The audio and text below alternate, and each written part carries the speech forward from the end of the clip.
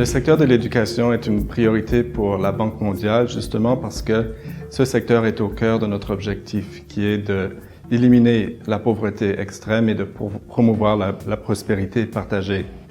Nous sommes fortement engagés dans le secteur. Nous sommes un des plus grands bailleurs de fonds au niveau mondial, mais aussi en RDC dans ce secteur, travaillant en étroite collaboration avec d'autres partenaires, dont le Partenariat mondial pour l'éducation. Cet engagement est en fait le miroir de l'engagement du pays. Nous sommes très encouragés du fait que 18% du budget national est alloué au secteur de l'éducation. L'éducation est une façon de réduire l'iniquité dans ce pays comme ailleurs. Les études ont démontré, par exemple, que les jeunes filles qui atteignent une année additionnelle d'éducation secondaire auront un salaire de 10 à 20% plus élevé à l'âge adulte. Et donc, pour nous, c'est une grande priorité.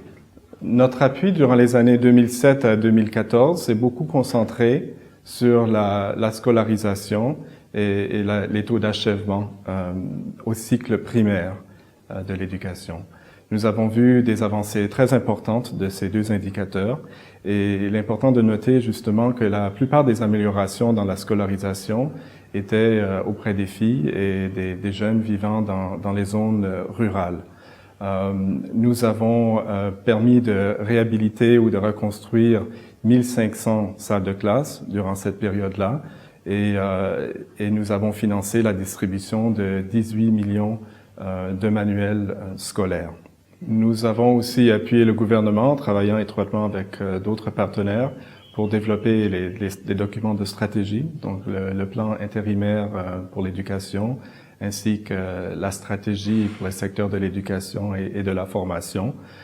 Nous avons aussi appuyé des études importantes, dont une revue des dépenses publiques qui a vraiment placé l'accent sur une meilleure utilisation des ressources afin d'obtenir des résultats accrus avec les ressources qui sont disponibles, ainsi que de l'assistance technique, par exemple, pour la formation continue des enseignants. Depuis 2014, nous avons étendu le champ d'action de nos appuis pour se focaliser non seulement sur le primaire, mais aussi sur les niveaux secondaires et des études supérieures. Nous avons placé un accent beaucoup plus important aussi sur la qualité des services et sur l'apprentissage des élèves, parce que c'est vraiment les résultats d'apprentissage que nous voulons tous voir.